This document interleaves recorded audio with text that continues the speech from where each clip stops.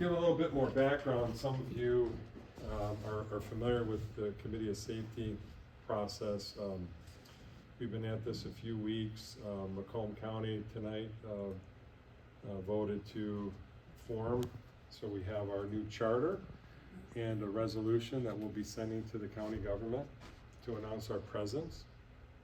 And just so we're all on the same page, who in here did not know that every single entity in government is a corporation? Anyone not know that?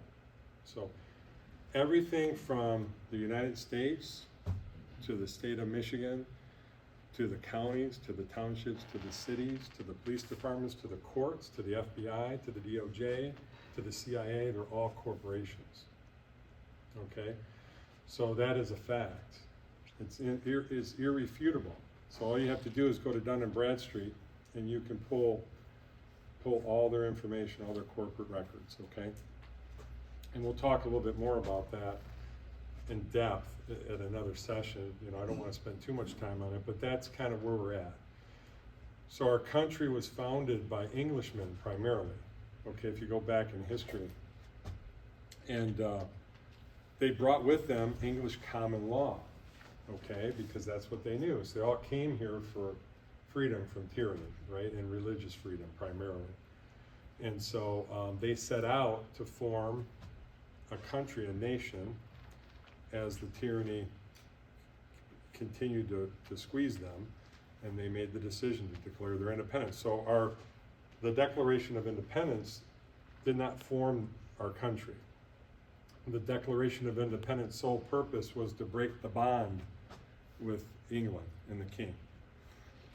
It wasn't until 1777 when the Articles of Confederation were adopted, which is a social compact. It was then and only then that we became a nation, and the title, or style, S-T-I-L-E, is the United States of America, capital T, capital U, capital S, capital A. That is the country. And that social compact, the Articles of Confederation, that is a perpetual union, okay, a perpetual friendship between nations. So every state is a nation. You probably didn't know that either. So Michigan is a nation in its own right. And if you look at how we were formed, it was brilliant. These folks, who said it today? Was it you, Pat? Somebody made a comment, I don't know who in the room, please take credit, said that our founders were 400 years before their time. Was it you, Rob, that said that? Somebody said that. Oh, it was the proprietor of this establishment, Martin. He said they were 400 years before their time. We're 200 years into it, so they're still leading edge, right? They really are. It was the first time in world history, and I'm talking going all the way back to Adam and Eve, the first time in world history that a nation was formed that had a self-government function, meaning the people are the government. Never happened before, and interestingly enough, it has never happened since. Even though there's over 160 republics in the world today, not one is a self-governing republic. Not one, except for the United States of America. Well, it used to be the United States of America, but it was circumvented long ago, not too long after the founding, and it was converted into a democracy, a corporatocracy. And so, you know, what's interesting as you research and you read, so after I saw COVID, it really woke me up. It's when I awakened, and I realized that something terrible is going on in the world, right? And I shut off the TV, I stopped watching sports, I stopped watching movies, I stopped all of it, and I just started to educate myself and read the National Archives website, the Library of Congress. I read and I read and I read. And the more I read, the more horrified I was. Because if you take the time to educate yourself on true history, you'll realize that everything we were taught from the time we were a little child is all a lie. We've been lied to our whole lives. Everything from the food pyramid to what kind of government we are, to our money, to everything we've been lied to our whole lives. And that's a very sobering thing to experience. And I know several of you in here, I know personally, have also experienced that same realization. So the Articles of Confederation were formed in 1777. When they went to sign the Treaty of Paris, the Continental Congress had approved the treaty language. But when Ben Franklin and others went to Paris, guess what? They didn't sign the treaty that was approved by the Continental Congress. They signed a document as esquires. So if you read the Treaty of Paris, you'll see that every one of our delegates from America that went over there, they all signed as esquire, which was completely foreign. It was treasonous to take a title in America, in the Republic. They wanted no titles. You couldn't be a prince, you couldn't be any kind of title. Esquire is a title in England. So if you do, don't take my word for it. Go do your own homework and read and go look up these documents, and you'll see that what I'm telling you is the truth. So as you continue to peel back the onion of history, you learn more and more about the depth of the lies.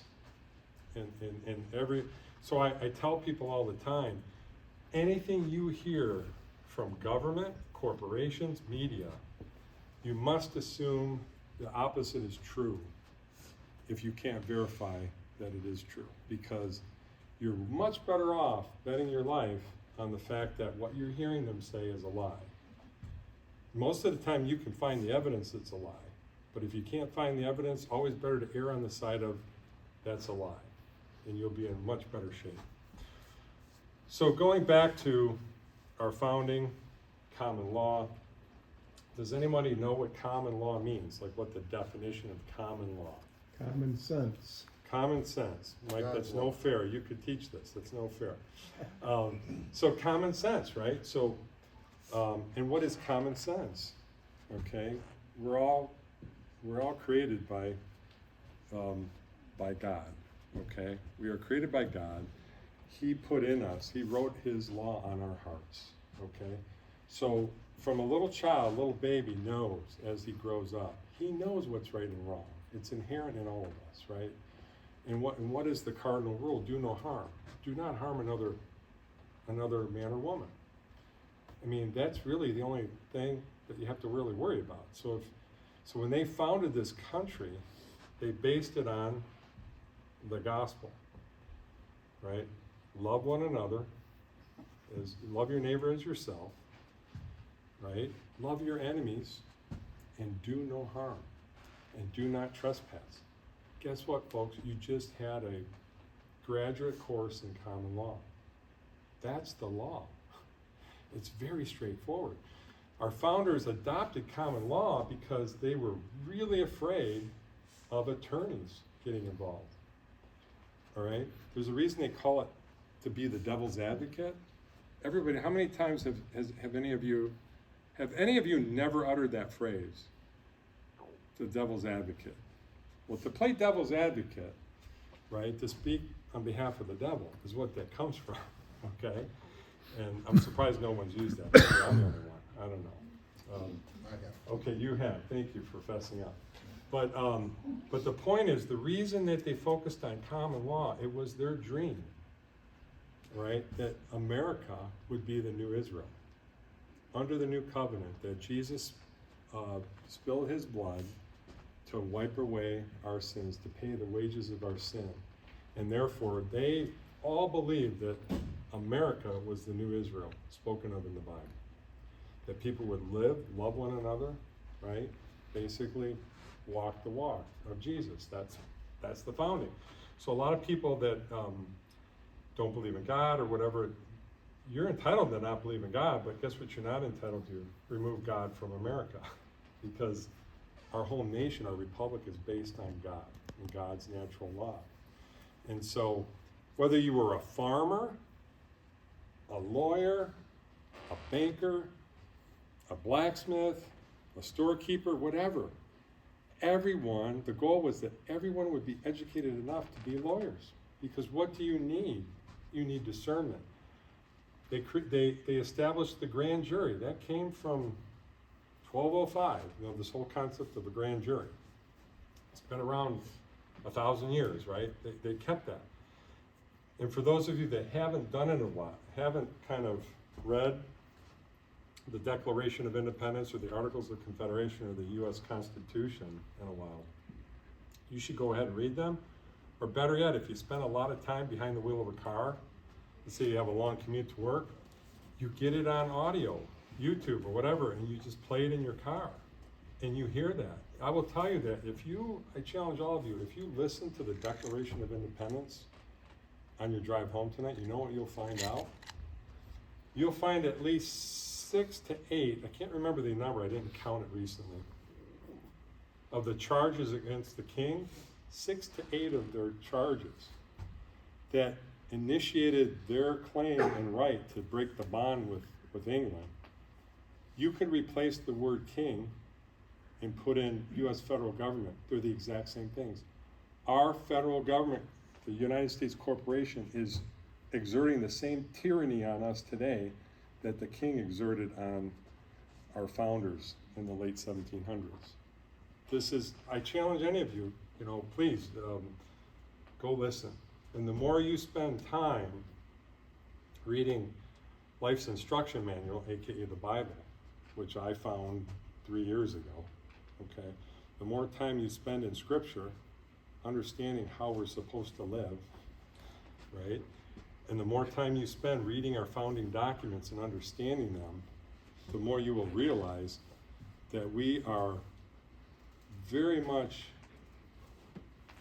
able to step out of the matrix that we've lived our whole lives and step into liberty, right? Because guess what? Every democracy has destroyed itself within 200-300 years, right? Democracy is majority rule, okay? Everybody thinks, well, that's a good thing. I was taught in school, well, we're a democracy. Guess what? We're not a democracy. Our republic is very unique because you know the difference between republic and democracy? Republic is rule by law. Democracy is rule by men. Okay, so a democracy means 51% of the people can exert their ideas, their beliefs on the other 49. And my favorite Benjamin Franklin quote is this: democracy is 2 wolves in a lamb meeting to decide what to have for lunch. Liberty is a well-armed lamb contesting the vote. Okay? So just because you're of the minority opinion on something does not mean you have any less right to live according to that opinion. All right? So when you go back to common law, the foundation of common law, it is do no harm, right? And love one another, live in harmony, help one another. Basically, live the gospel, right? So, 7th Amendment of the Constitution in the Bill of Rights. In suits at common law where the value in controversy shall exceed $20, the right of trial by a jury shall be preserved, and no fact tried by a jury shall be otherwise re-examined in any court of the United States than according to the rules of common law. Does everybody understand what that means? What are you seeing in the news these days with these Donald Trump trials and everything, right? He was denied a jury trial. He requested a jury trial recently, and he was denied his unalienable right. Does everyone know what the word unalienable means? So if you look at the Declaration of Independence, they use that word, U-N-A-L-I-E-N-A-B-L-E, unalienable. About 100 years ago, they started transplanting it with the word inalienable, I-N-A-L-I-E-N-A-B-L-E, 2 different words. But the people that are subverting our republic want to brainwash people, generations, to think that they're the same thing. Unalienable means, an unalienable right means it cannot be liened. So everybody knows what a lien is, right? You've all had mortgages, right? The bank liens your property because you owe them money, right? That's a lien. Unalienable means those rights are given to you by your Creator. No one can take those from you. You can't sell them, you can't buy them, and you can't contract them away. So even if you sign a contract with a corporation or a government corporation or a private corporation, any corporation, if the substance of that contract would violate any of your unalienable rights, you can discard that contract under common law. And guess what? We are guaranteed common law in our republic. They can't pretend it's not there. They've tried to erase our history. They changed the textbooks. If any of you have never read or listened to David Barton, B-A-R-T-O-N, I will watch educational videos. I don't watch TV, but I will watch documentaries. Well, David goes through and he's a historian.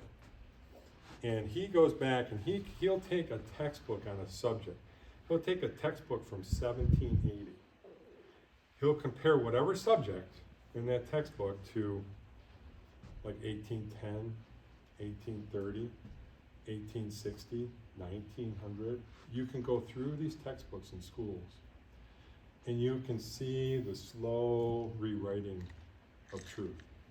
It happens over hundreds of years, to the point now where if you compared the truth of 1780 in a book at a school to the book that your children or your grandchildren are being taught from, one of two things. Either A, it's not even going to be in there.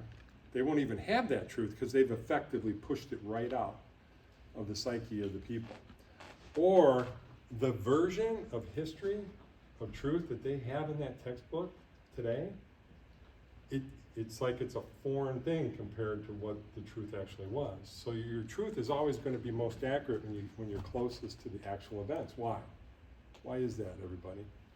It's because the people are still alive that experience the truth. So they, you can't write a book, a history book, and put it down and have George Washington or Benjamin Franklin or Jefferson pick up the book and say, oh, no.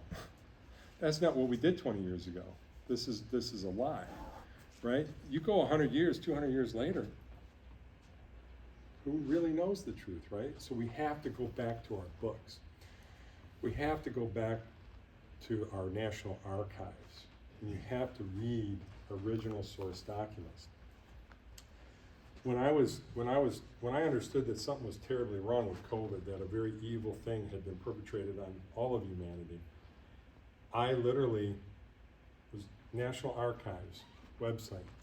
I found an article, and it talked about this writer, this journalist was saying how, hey, we have a pandemic coming.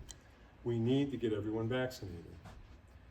Take a guess, and those of you I've already talked to this about, you can't answer, but take a guess as to when that article was written. Give me the year or the decade. Anybody want to venture a guess? 2017, okay. Anyone else? Want to venture a guess? No? When was it planned? Is that what you're asking? It was a news article. I went to a newspaper article in the National Archives. And it was an article where the journalist was talking about the importance of we need a vaccine initiative because, there's a pandemic coming. 1916. Anyone else have a guess? Early 80s. Early 1980s? Okay. The date of that article was 1798. Okay? You got to understand, they've been playing the devil's playbook on mankind for over thousands of years. It's wars, pestilence, disease, depressions, market turmoil. That is all perpetrated on mankind, right? And one of the reasons they do it is to instill fear in everybody, right? So fear. 9/11, right? The Patriot Act, we need that. We got to give up all of our rights to be safe from the terrorists. Okay, I want you to think about that. People that give up their rights for safety end up with neither. Because what does power, when you look at government, the whole concept of government, it by nature attracts psychopaths and sociopaths because it's people that are of the mind. that they want control and power over other people, and they want to enrich themselves. So government, by its very nature, will always attract criminals. It's the mafia. Governments are like the most tuned mafia in existence, right? And so the earlier you figure that out, sadly it took me till I was 58 years old, but then I'm like, thank you for opening my eyes. So here's the thing, you might think, oh my gosh, what are we gonna do? Here's the beautiful thing about it. All we gotta do is step into the light and look at the truth. And if we look at the truth, okay, it will set us free. Somebody coined that quote. And so here's the truth about our country. It was meant to be self-governing. It was meant for us all to live in community with our brothers and sisters, our neighbors. Sally, with 6 children, her husband died. What would the community do 100 years ago? The whole community would help Sally and her family. They'd build her a house. They would help each other. It was all about community. It was all about love and helping one another. That's what our country was founded on. The lack of greed, the lack of control. It was all meant to be, we live in fellowship. Because they really wanted to return to Eden, the Garden of Eden. They wanted to be with God in paradise, right? That's everybody wants that, When you pass from here, you want to be in His kingdom, right? So they kept it very, very simple. Let's go to the next slide. So I'm going to do a lot of reading because I don't know if you can see this from here, but basically, government by consent. What does that mean? What does it mean to be self-governing? And what it means is, under our system of government, upon the individuality and intelligence of the citizen, the state does not claim to control him, except as his conduct to others, leaving him the sole judge as to all that affects himself.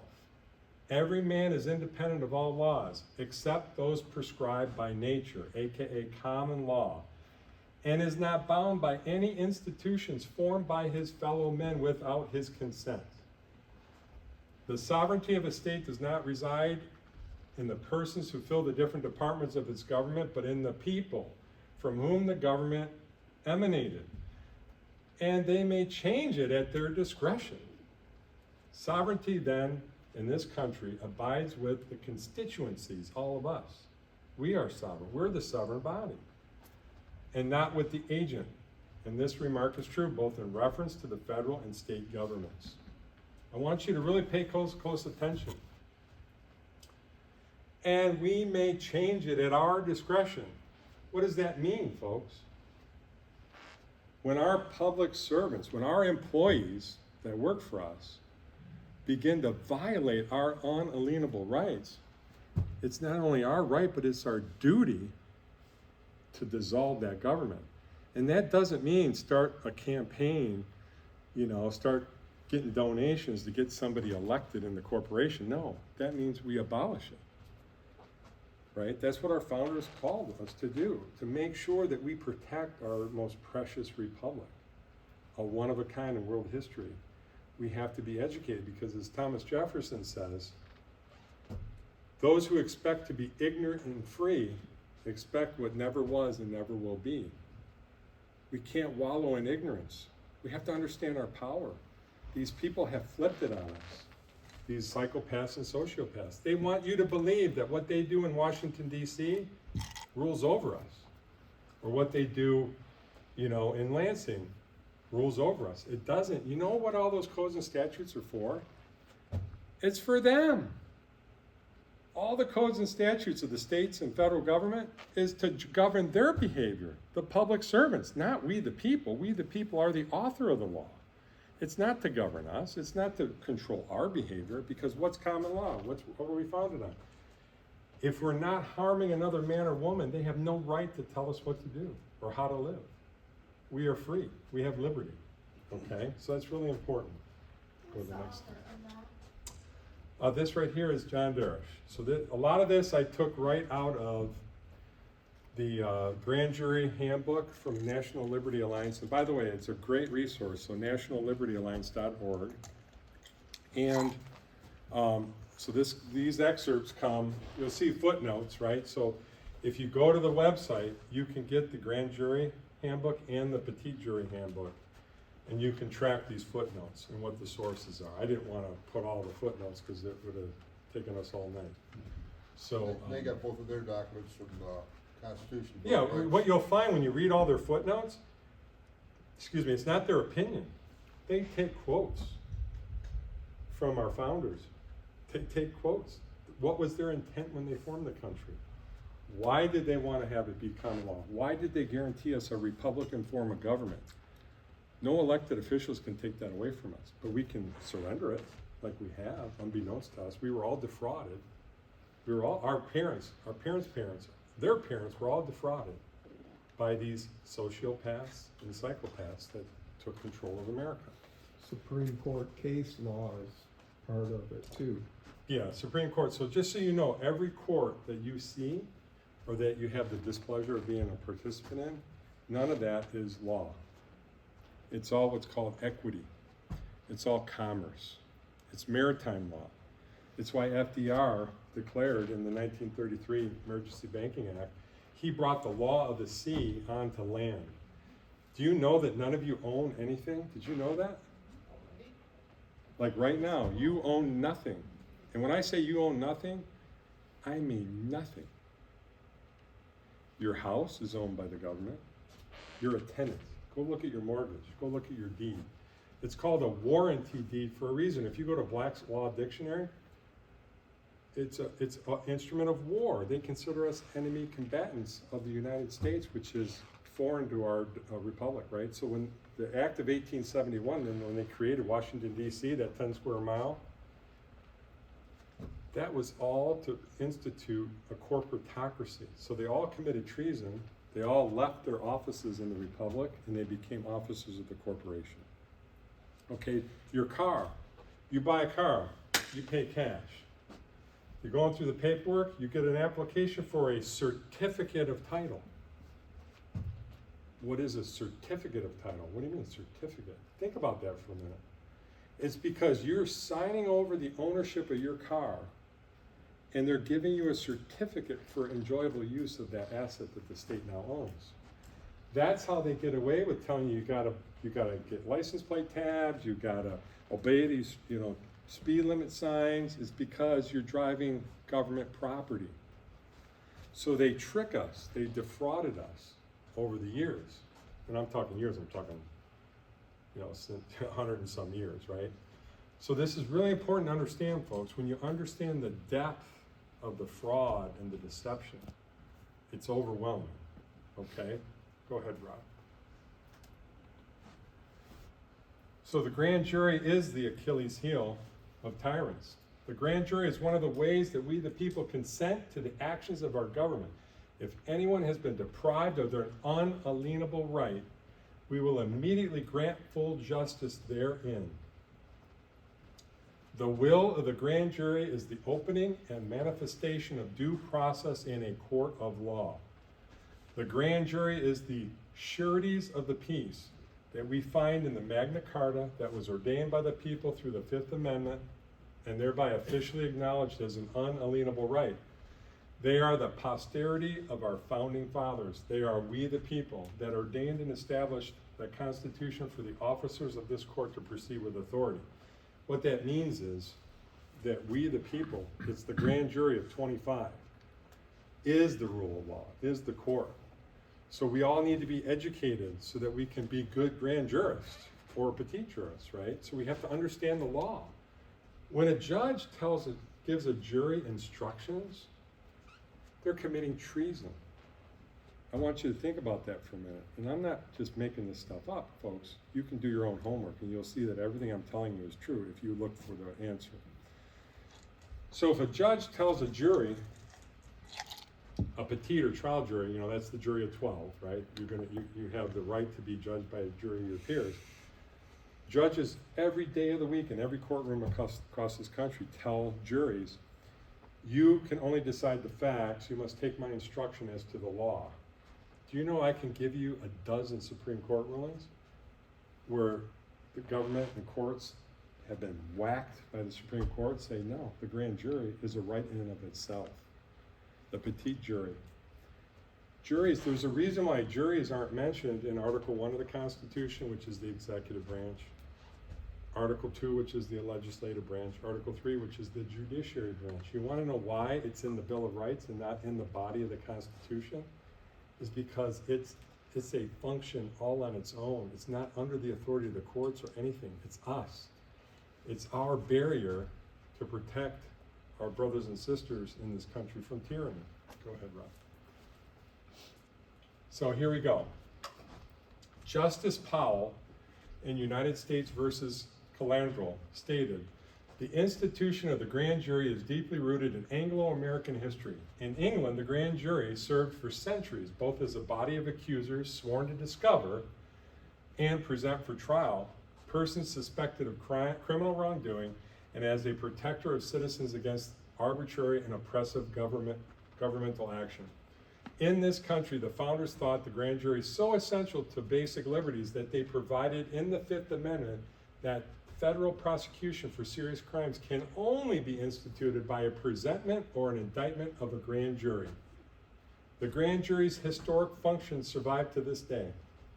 Its responsibilities, determination whether there is probable cause to believe a crime has been committed, and the protection of citizens against unfounded criminal prosecutions. Okay? The grand jury is the ultimate authority. They would have us all believe that it's just this thing that the court has nothing to do with courts. It's we the people. It's the safety valve that our founders put in to protect us against sociopaths and psychopaths taking control of our government. Okay? This is really, really important, folks. You got to understand the power that we have, that we sit idly and think that there's nothing we can do. How many of you have ever uttered those words? I have. I'm not ashamed to admit it. We've all uttered those words. There's nothing we can do. We don't have the power. Guess what? Hoo-ha. We have all the power. We have all the power. We just have to wield it. And we need to wield it with mercy and with grace. We need to extend mercy and grace to those that are lost. Okay? Let's go to the next slide. If any of our civil servants shall have transgressed against any of the people in any respect, and they shall ask us, common law grand jury, to cause that error to be amended without delay, or shall have broken one of the articles of peace or security, and their transgression shall have been shown to 4 jurors of the 25, and if those 4 jurors are unable to settle the transgression, they shall come to the 25, showing to the grand jury the error which shall be enforced by the law of the land, Magna Carta. What does that mean, folks? You see this? It's supposed to be the people that try to resolve the conflict. 4 jurors. So we used this example earlier. It was Martin when he was here. So Roger here has a car, okay? Patrick, the quiet guy, he steals the car. And it's become known that he did steal the car. So what has happened? Roger is a living man. Yeah. Mm-hmm. Patrick's a living man. All right? You can't be an injured party under common law unless you're a living man or woman. Guess who can't be an injured party? The government, corporation. They cannot be an injured party. So this whole nonsense of, the government, we're suing on behalf of the people, that's all complete fiction of law. It has no basis in the law, okay? So now, Roger comes to the Macomb County Committee of Safety, and he speaks to the chair of the Judiciary Committee, said, I've been wronged, I've been harmed, I've been injured by Patrick Gay. So the Committee of Safety Judiciary Committee convenes a grand jury to hear the evidence, right? The goal is to remedy the harm done by Roger. That's what our goal is, right? Our goal in a civilized society is to remedy the harm. So the grand jury convenes and they determine there's enough evidence, and they go to Patrick and Roger, and they say, listen, we see the harm was committed. Roger, will you accept Patrick returning your car and paying you $10,000 for harming you? You know, you didn't have your car for a week, right? So at that point, if the injured party says, yes, I will accept that as remedy for the crime, Patrick says, yes, I will accept that as my restitution, my, remedy to Roger. It's done. He gives Roger back the car and he pays him $10,000. We're done. That's how it works. Now, If I may, oh gosh. we've Go talked, ahead. I've talked about this with you for a few months now. My head's spinning just a little bit. Maybe people have questions that they might want to ask. Let me finish one thing and then we'll open up for some questions, okay? So now let's say Patrick says, no, I'm not giving him $10,000. Well, then the grand jury meets and they can choose to indict. They file an indictment. And now, once they issue the indictment, they establish what's called a court of record. A court of record is a court of justice. They go to a magistrate, not a judge, a magistrate, and they go ahead and convene a petit jury, a trial jury, 12 people. The magistrate, his only role is to swear in that grand jury and make sure that, everything's flowing. The magistrate has no say. The magistrate, as a matter of fact, when a judge gives jury instructions, that's immediately a crime. That's witness tampering. They cannot instruct the jury because the jury decides the law based on their heart and their understanding of what's right and wrong. And just because something is a violation of law does not mean in a certain situation that you must convict, right? You can do what's called nullification. The jury can just choose. They can acknowledge, yes, there's a law in the books. This happened, but there were extenuating circumstances, so we are going to give a not guilty verdict. If a petite jury gives a not guilty verdict, can it be appealed? If you've had a court of record, which is a violation of law, and under common law, that's God's natural law, and the jury acquits, no court, not even the U.S. Supreme Court, can overrule that verdict, guilty or innocent. You didn't know that, did you? What you see every day are actions in equity, in commerce. So when judges can give penalties and contempt, that's all equity. Those proceedings, guess what, folks? Unless you consent, they cannot take any of those proceedings against you, a living man or a woman. They can't. You have to give them your consent for them to use their codes and statutes against you, a living man or woman.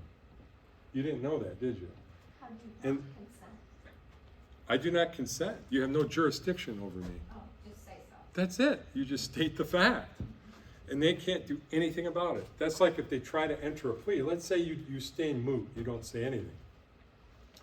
So if a judge or a prosecutor, anyone says, do you understand the charge against you? You say, absolutely not. I don't stand under the charge. You have no jurisdiction over me. I don't even consent to these proceedings. That's going to get them going, right?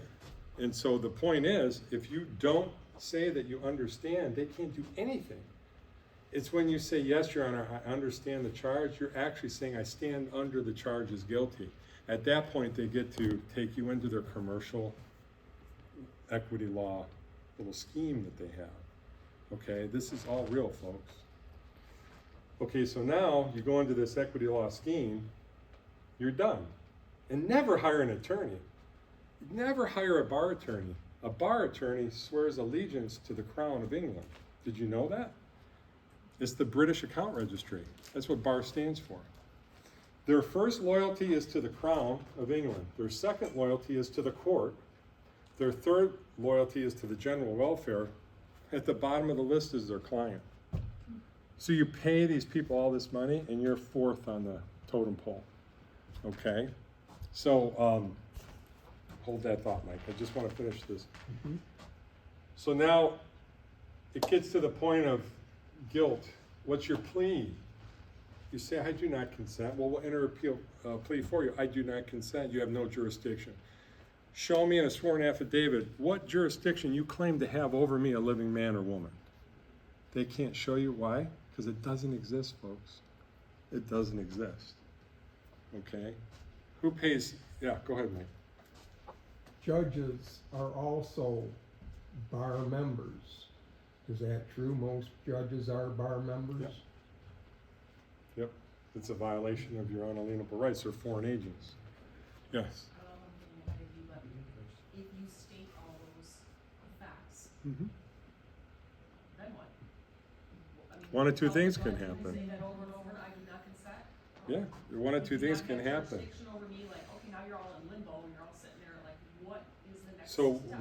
one outcome is the judge bangs his gavel, this proceeding is adjourned, please come to my chambers. That's one outcome, okay? Once you go into the judge's chambers, right, now you're in a domain where you have Article 3 judiciary happening, right, because it's in private, okay? And please chime in, Rob. If I'm speaking anything that I'm out of whack on, you gotta chime in, don't No, let me. it's on point factually, but getting them to not double down with their treasonous acts, that's Right. another.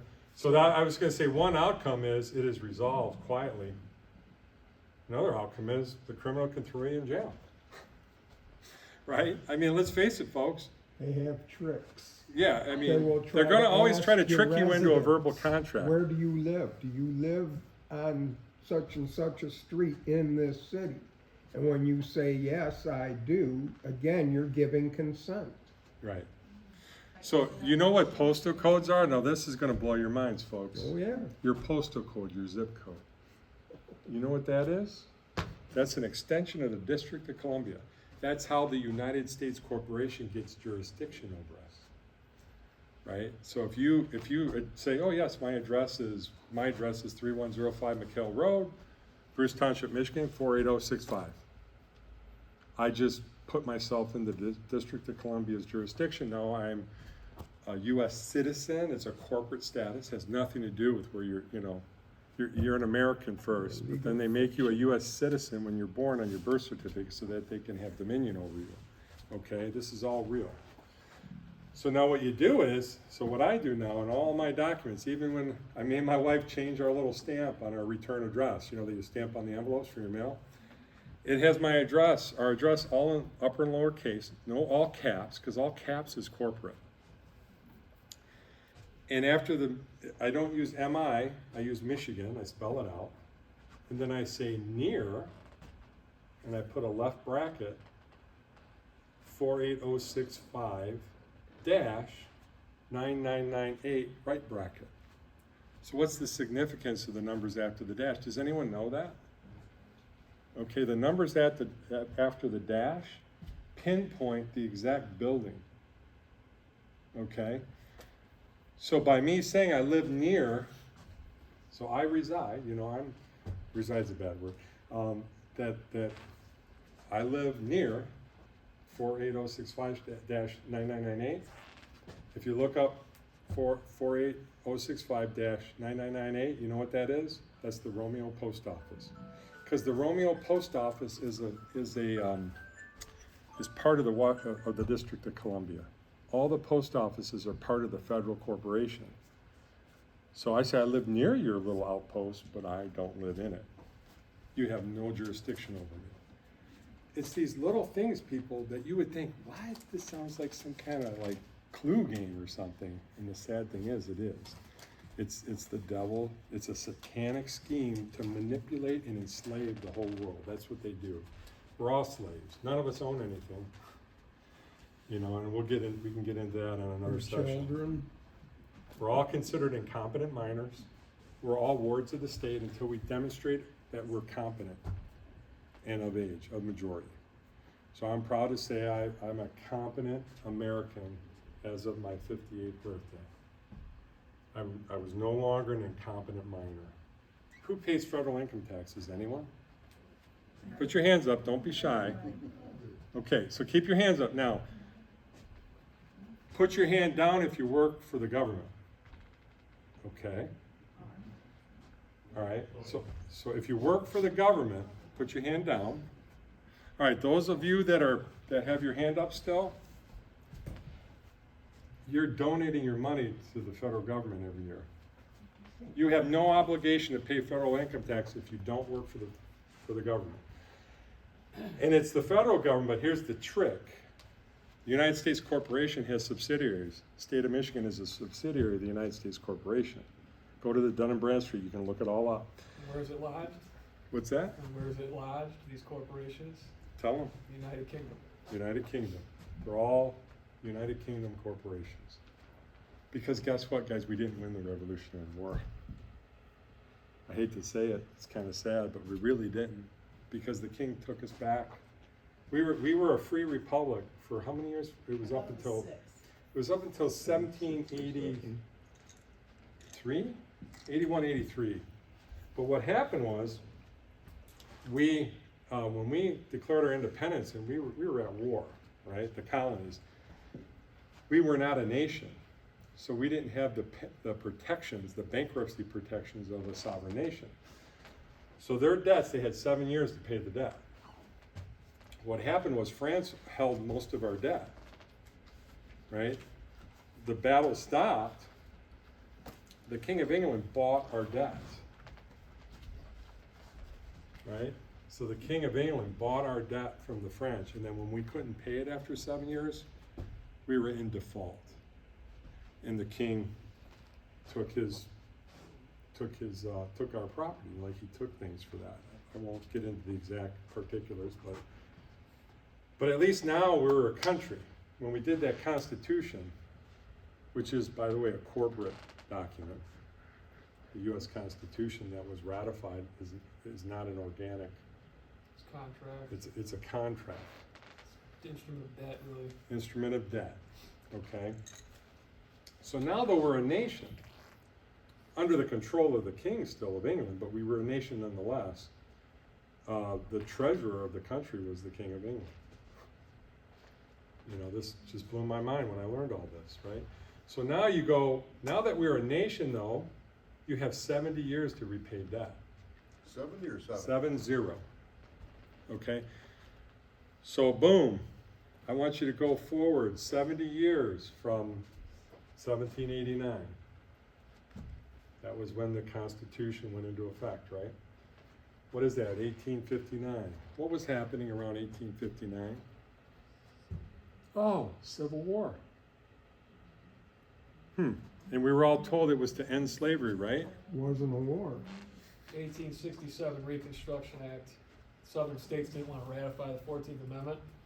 The 14th Amendment made everyone a federal citizen, so to speak.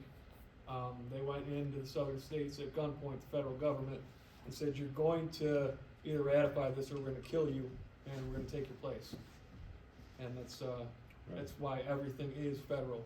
When did slavery become unlawful in the United States of America? Does anyone know the year? I think we're still waiting. No, the slavery that everybody is kind of familiar with, you know, the people in chains and bondage, literally, you know. Wasn't it supposed to start? Well, does anyone know when? You do realize the Civil War had nothing to do with slavery. Slavery was unlawful. You know when it was unlawful? Thomas Jefferson made them put an abolition of slavery in that Constitution. So if you read the Constitution, which we don't do enough, you'll see that slavery would be outlawed within 20 years of the ratification of the Constitution. So technically, slavery ended in 1809. Now, did the criminals in government continue to enslave black people? Yes, but it was 100% unlawful. Prior to 1809, slavery, bondage of another human being was lawful. But after 1809, it was unlawful. Okay, so it was all about money. It was all about the king saying, your debt came due, America. I need to secure more property from you. Okay? Now I want you to go 70 years from that. What is that? 1859. Oh, 1929. What happened in 1929? Stock market.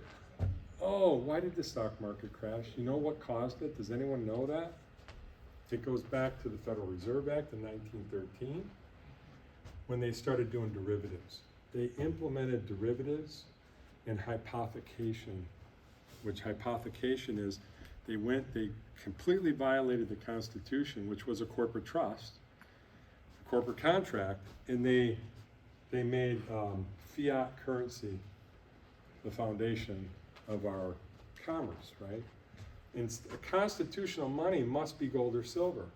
You either carry the metal and coins, or to make it more convenient, they started doing certificates, right? Where you would have a $20 note or certificate, not a note, certificate, and there was $20 worth of gold in a vault, right? So instead of you carrying around all this gold to buy your goods, you can use paper, you can use certificates. They decoupled with the Federal Reserve Act. The Federal Reserve is a corporation. It's a foreign corporation, by the way. It's not a United States corporation. Neither is the IRS. The IRS is a corporation, a subcorporation of the United Nations. Did anyone know that? You know? I mean, all these things are fact, folks. If you go and read, you'll see the truth. You know, and so, now I want you, then what happened after 1929? So Rob just mentioned, they had the Reconstruction Act, so the bankruptcy of 1859 triggered this whole process to seize the southern states and take away their sovereignty. 1929 stock market crash, boom, right? We went into a depression. There was a run on the banks. Hey, FDR, national emergency. We need the Emergency Banking Act of 1933. So what they did was they seized all private property. Seized it all. Took everyone's property in the United States because they had to collateralize the debt to England using everyone's property. So in exchange for you owning something and having a title, a loyal title to your land or whatever, you were giving things like warranty deeds, certificates of title, Social Security entitlement. You got your slave number there, Social Security, you got your slave number on your birth certificate, you got your slave number on your driver's license. All those things, okay, all those things are monetized. They trade us like chattel, right? The first time I ever looked up my Social Security number, I found 387 entities trading me, my number, internationally. And 75 to 80% of them were foreign countries. They weren't even people in the United States. There was a lot of people in Saudi Arabia, Qatar, China, trading me, right? Because my number, my social number is tied to a trust, a bond fund. So how did they get away? What was their satanic scheme for the Federal Reserve was to say, hey, we're no longer gonna have money. We're gonna have what's called Federal Reserve notes. $1 today, if you read it, or a $100 bill, it doesn't matter, is a note. It's a debt instrument. It's not money. You didn't know that, did you? If you have money, either in a bank account or paper money, I'm gonna fool them. I'm gonna get $100 bills and put them under my mattress. None of it's money. None of it. If I have a silver dollar in my pocket, I'm more wealthy than Warren Buffett's hundreds of billions of dollars in Berkshire Hathaway. Because the silver dollar is real money, constitutional. Okay, so all this happened, right? So they passed this Emergency Banking Act. They confiscated all the private property in the country. They implemented Social Security and birth certificates because they had to give some value for it. So you were told you were going to be taken care of later. So guess what? Guess what we didn't hear? All those people that lived at that time, they were basically told, this is all going to be great for you. You're not going to have to worry about anything. Right? You don't have to worry about owning things because the government's going to take care of you. That's what they were told. The big lie. 1 decade, 2. Oh, World War II. Gee, the Japanese came across the Pacific and bombed Pearl Harbor, and we went rushing into the war. Oh, what happened to that? Oh, then we need, American war bonds, and yeah, we need an income tax because we gotta do an income tax. We gotta pay for the war. And lo and behold, all this stuff is happening.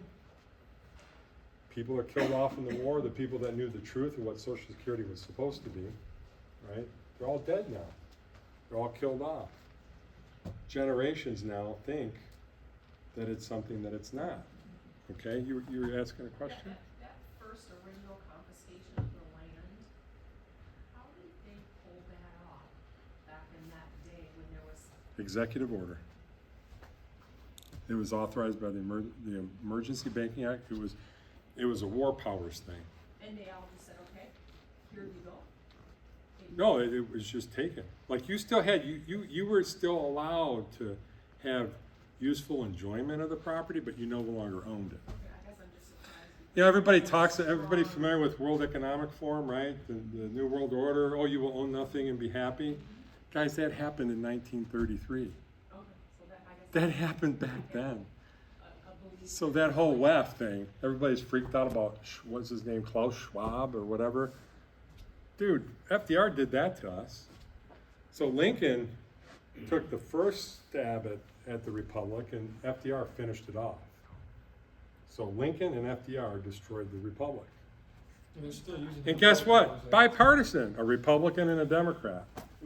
They They're still destroyed using that every. War Powers Act. Every time Yeah. they say war on this, whatever, war on drugs, war on terror, they're Right. reinstituting that War Powers Act to keep the executive branch in To control. keep everybody in Of everything's control. going on.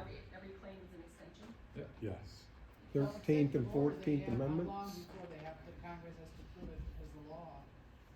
What was that? The executive orders that they write, if the Congress doesn't make it a law. It's all farce. It's all fiction of law. So it's just a game they play. It's a game. It's a This is deception. what, idiot, Right. what do you do, 45 executive orders? So on let's day go to the one? next slide. What was that? It's an idiot, You- wrote like 45 Biden. executive orders on day one, Yeah, you didn't even know what he was signing. So understand this. We have not had, I think we had one president that was not a member of a secret society. I'm trying to remember his name. Do you happen to remember his name? Reagan? Might have been Buchanan. No, Reagan was. Yeah, You know, Reagan. was. Guess who spearheaded FEMA? Ronald Reagan. Have you followed FEMA? What they're up to? They're building camps all over the country. You want to start the Board of Education? Yep. Reagan was not the person I grew up thinking he was. None of them are. They're all part of the FEMA has a corporation. tremendous amount of power that we don't Right. know. Unauthorized power. Yes. And so, but here's the beautiful thing. It's great to be alive today, right? Because God has opened our eyes. All right? It's the most beautiful time to be alive because we're going to see a great awakening in this country. People are going to return to God when they realize that they've been ruled by the devil and his minions. I mean, this is literal, guys. I hate to break the news to you, but Satan, the reason they came out into the open, they feel they got it. They don't care anymore. They don't hide in the shadows. They come right out in the open and violate us. They've been telling you all along anyways. I mean, you listen to music, you watch any movie, or anything like that. Satan has to tell you what he's going to do to They you. show you what they're doing. They show you movies. Anybody watch the movie The Matrix? That was a documentary. Just understand that. Every movie, every The Wizard really, of Oz. The Wizard of Oz documentary. It's all based on fact. And then Straw once you- man. Once you realize you're like, that some of this information is that you can't watch something, you can't even watch a commercial without seeing the Right. underlying message they're sending to you. The invention of television. Go back to the old movies of the 50s and 60s, man. You start to watch it differently than what you know today. Right. The definition, what is television? Created by the CIA. Program. Tell-a-vision. Programming. Program our minds. That's what they've been doing. And channel into it. They channel into it, yep. You know, and just like you get a court summons, what's the word summons mean? Of the dead. So they have their corporations, the dead, the land of the dead, you're dead at sea. When you're born, they put your soul on the paper, AKA they take the footprint of the baby, stamp it on that paper, take your soul. You're considered dead, lost at sea. They form a corporation in your name. It's all capital letters. They fund it. They fund it with a money grant and an insurance policy. And then your productive lifetime, you produce all this value because of all this hypothecation of the FRN. So, What's I mean, FRN? my bond fund, I've done the homework. You know, my bond fund's worth 1.2 billion. Well, if you have a license to, you're owned by a third party, the state. So I recently took ownership of everything. I filed with 8 departments, 2 in the state government, 6 in the federal, but that's a whole nother topic. So I'm standing firm on the land, I'm a living man. I do not consent to their satanic system, and I believe in speaking the truth. One of two things are gonna happen to me. Just know that I'm not suicidal. I just wanted to tell everybody that. So, You have a hard system, cause I've been trying to figure that out, cause I have heard of that. yeah, it's very simple. I just haven't seen anything about like steps. Do you know, if you go to the Internal Revenue Code, what were we all brainwashed to do? Oh, you need to have a lawyer, an attorney. Oh, you need to have an accountant. You need people to make decisions for you that are smarter than you, right? They made the system so confounded and confusing that no one can make sense out of it. It was exactly why the founders did common law. Don't let the bar attorneys get involved. They were not allowed to serve in government, bar attorneys. It was against the law for somebody to be a member of the bar and be a public servant. That got weaseled right in. Now you go, 80% of them are all lawyers. They're all attorneys. They're all members of the bar. They're all language. Right, so here's the thing. It's nuts, but if you read the Internal Revenue Code, you will find that you can revoke your election. So here we are.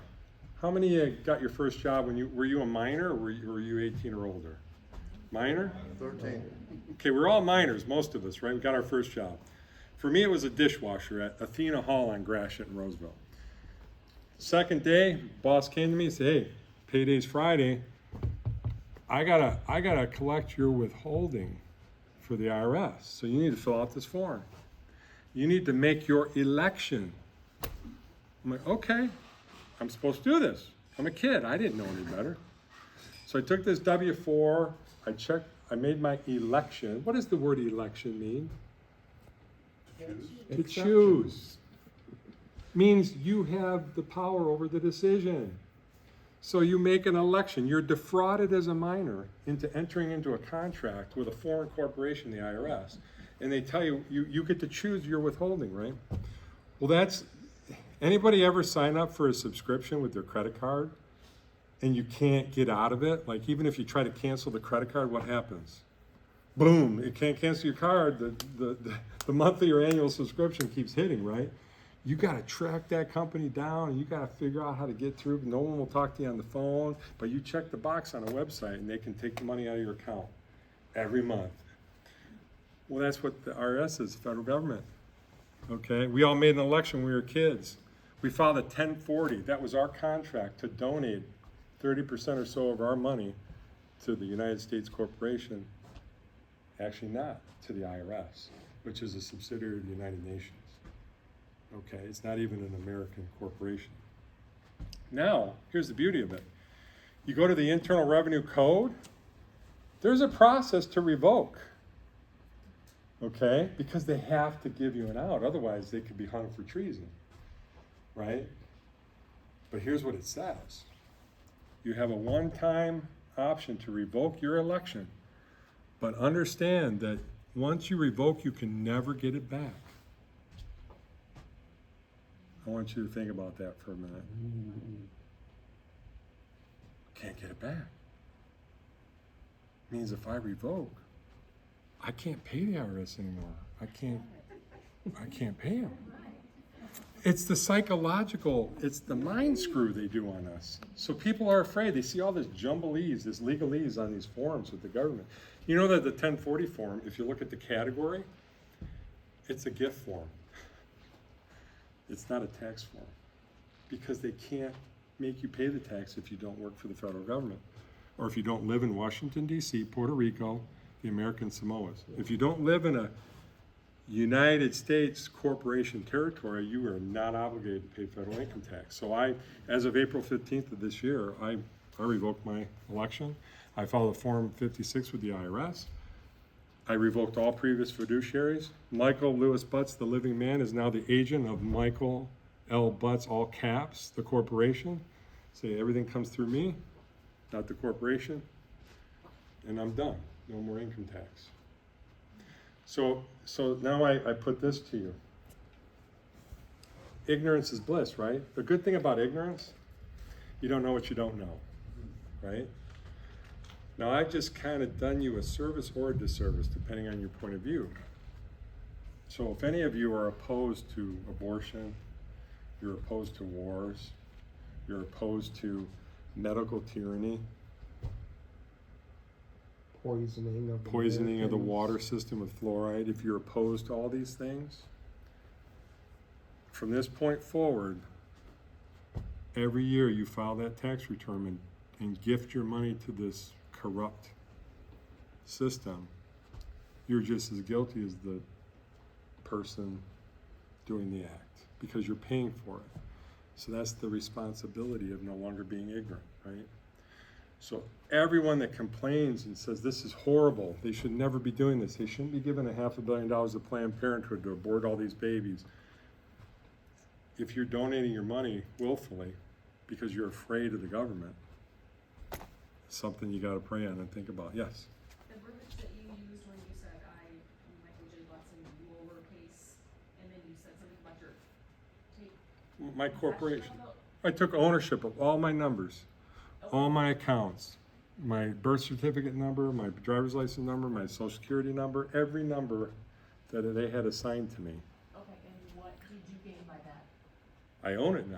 Okay, you own. I have full say over my trusts. The way they define the word minor, 31 Code of Federal Regulations, section 363.6. Minor means an individual under the age of 18 years. The term minor is also used to refer to an individual who has attained the age of 18 years but has not yet taken control of the securities contained in his or her minor account. That's what he did, he took control of the securities. So I took control. Instead of them taking my account, my bond fund, and using it, you know, when you pay a bill, if the company you're contracted with, I'll give you DTE as an example. Well, that's what you meant by you were a minor until the age of 58. 58, I became a competent person. I took control of my minor trust. Okay, so now DTE, I get a coupon from DTE, a bill. I print it off. I stamp it. I endorse it like a check. I sign my name. My name creates money. Under the Emergency Banking Act, under the federal, under the Bill of Exchange Act, the Securities and Exchange Act, the National Banking Act of 1863, 1864. I have just, you, all of us, have just as much right to create their funny money as they do. So I have a $300 million bond. I filed it with the Department of Treasury, the DOJ, the Secretary of State. I put them on notice. I'm a creditor. I'm a bonded person. I stand in honor, and I will always make whole any harm that I cause. So that account that they had been creating and financing, whatever you wanna call it, all those years, and you said you were worth so much money when you did your research, that those funds are now available for your personal use. They're funny You money. took control. Right, They're right. funny money, right? Nobody has any money. Use them Just as- understand, we have no money. But people give credit and weight to FRN, right? So what all? So the point is, if I decide to, you know, as I perfect this process, if I decide to charge against my account 10,000 acres to build a settlement where people can be free and, you know, take care of the poor, I'm pretty sure I can just do that and own take that, property? and take that land. Would you not own that A property? Lloyd, I took ownership of all my property, and now I'm working with the Department of the Interior to get my land grant. Right? Wait, wrong terminology. What is it? Patent. Land patent. A Lloydal title. Okay? So the point I try to make to everyone is knowledge is power. This is the fruits of my labor of not watching football and baseball. Because what did Caesar say? Why did he build coliseums? Give them bread and circuses and they'll never revolt. Keep them dumb. Fill their belly. They'll never revolt. Get them drunk. On the other hand, with that information, with this trust, when you go into the court, when you file paperwork in there, they're monetizing every page front and back, they're monetizing your appearance, and you going in there is effectively keeping them funded. You can't get. Because they're all corporations, they're all for-profit corporations, all of them. So the police stands for policy enforcer. Policy is code, it's commercial, it's commerce. So when they get you for going 5 over on the speed limit, they violated your unalienable rights by pulling you over. They've obstructed your liberty of travel. Because unless you are operating a motor vehicle in the business of commerce, you're not a driver, you're a traveler. Okay, this is all true. And so the point Rob makes, a speeding ticket 5 over, what do they always say? Oh, well, you know, you pay the fine and we won't put any points on your record. Well, that 5 over speeding ticket, they hit your trust for $2 million. Take it out of your trust. Well, the point I'm trying to make is, every action you take in these courts, you're not gonna get remedied. He's got 16 lawsuits, and they're making money hand over fist. Right, I had no idea about this last year when I started those lawsuits for election fraud, but yeah, they're profiting. Every page of every document, there's a fee associated, it all gets charged to my trust. And here's the sad thing, is that you Port can, fee attached to everything, right? what's that? There's a port fee attached to everything. Well, it's way beyond that. You know what a typical mortgage, you know what the value of a mortgage is to those bankers? Average is $20 million. $20 million. That's the value to them. When they settle up with the Federal Reserve Bank at the end of the day, there's several banks involved, they all get paid their funny money out of your account. You basically created the money by signing the mortgage. And they defraud you. And they say you still have to pay them more money, loan payments. You're a debtor instead of They a say, creditor. yeah, but you're really the creditor. You're not the debtor, they're the debtors. So that example, when I put the CFO of DTE on notice a couple of weeks ago, I sent a letter. I referenced all these laws. The fact that they have an 8K filing, they're a public corporation, it makes them an affiliated bank. So under the Emergency Banking Act of 1933, any public corporation required to file an 8K report is technically an affiliated bank. And as such, whenever they send you a charge, right, they immediately deduct that money out of your account, your trust, and then they have you pay them. So what I did with DTE is I put them on notice. I went and found out who their trustee was, is Bank of New York Mellon. I sent a certified letter to the DTE CFO and to the trustee, and I made them aware. I recently came to the knowledge that, you know, you've charged me excessive interest. So from this point forward, I prefer to discharge my bill with you, you know, with a signature, or better yet, can you develop a website app to where I can accept for value received on behalf of the corporation, Michael Butz, all capital letters, and please refund all the monies I paid you in excess for the last 18 months since I lived in Bruce Township. Now that's a common law notice. I sent them my bonded international legal deed and declaration, put them on notice, told them I'm a living man, I'm a beneficiary of the Declaration of Independence, the Articles of Confederation, the Constitution, okay? I put them on notice. Now, if those corporate officers violate my unalienable rights, I can get remedy from them personally. There's no such thing as a bail, like what is that called? Corporate veil? Yeah, no, the immunity. There's no such thing as immunity to prosecution. If you violate, even if in the office of a executive or a public servant in government, you violate an American's unalienable rights, you are personally liable. Personally. Is Christine still here or no, did she take off? Liens. Okay, so there's something called liens. You can file a lien against them. You can put a lien on them for violating your rights. And that's why you see these judges suddenly retire, or they're told, you're told they retired. People are waking up and they know they've been defrauded and they're starting to lien these judges, putting a lien on all their assets, their home, their bank accounts for violating their rights. That's all under common law, folks. That's how that works. So the people have the unbridled right to impanel and preside over their own proceedings. We don't have to go to a judge or a prosecutor. We are the law. unfettered by technical rules and to investigate merely on suspicion. You get that? Even if we suspect a crime, we can convene a grand jury and investigate it. That's how important this is to maintaining our liberty, right? It is the grand jury's function to consider criminal charges, whereas prosecutors have no authority to change or negotiate away the grand jury's indictments. Indictments are final, and any additional charges cannot be added without the consent of the grand jury. The constitutions of most of our states assert that all power is inherent in the people, that they may exercise it by themselves in all cases to which they think themselves competent. See, you have to think yourself competent to exercise this power. If you're an incompetent minor, you're a ward of the state, okay? As in electing their functionaries, executive and legislative, and deciding by a jury of themselves both fact and law in all judiciary cases in which any fact is involved. Go to the next slide. Many people think that this Supreme Court opinion written by Antonin Scalia was the reason he was assassinated on that ranch, because he really opened up a can of worms for him, okay?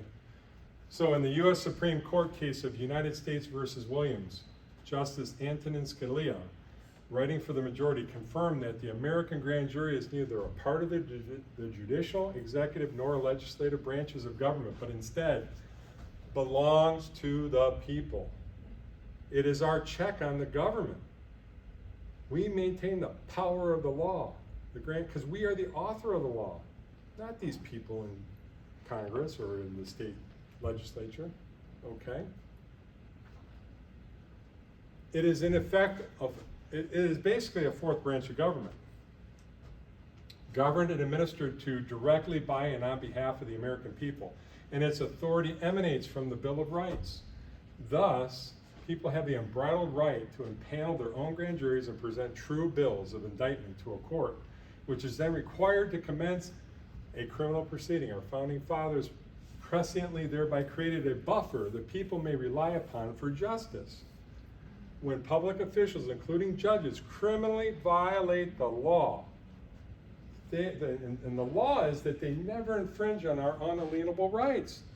Everyone in public service today, whether they know it or not, they're treasonous. They've committed treason. They have, all of them. Let's go to the next slide.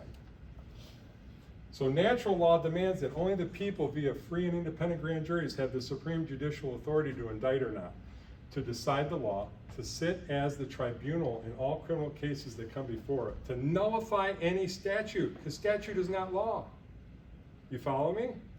Grand jury can nullify whatever Congress says. That's not the law. That's a statute. That's for commerce.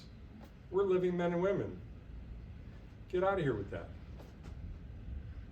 To deny any rules, to indict or not, to indict or not, tribunals are established in 25 unalienable sovereigns whose decisions are final and cannot be ignored or altered. Although the grand jury normally operates, of course, in the courthouse and under judicial auspices, its institutional relationship with the judicial branch has traditionally been, so to speak, at arm's length. Okay, next slide, Rob. The United States Supreme Court in U.S. versus Williams went on to say, the grand jury's functional independence from the judicial branch is evident both in the scope of its power to investigate criminal wrongdoing and in the manner in which that power is exercised.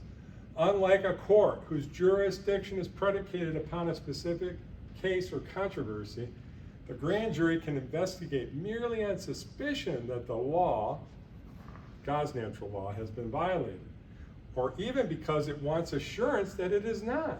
Hey, we're going to proactively do an investigation on these people in government. We want to make sure they're not doing something wrong. We don't even need evidence. We can convene a grand jury and investigate them. Understand that power, folks, that we have. The grand jury requires no authorization from its constituting court to initiate an investigation, nor does the prosecutor require leave of the court to seek a grand jury indictment. And in its day-to-day functioning, the grand jury generally operates without the interference of a presiding judge. The grand jury operates autonomously. I called the courthouse in Macomb, in Mount Clemens. No one can tell me when the next grand jury is convening. You wanna know why? They're not doing grand juries, right? The people are, we've all been ignorant, we don't realize that that's our authority. We go down there, we're gonna say, hey, we're going to institute grand jury. We're gonna convene.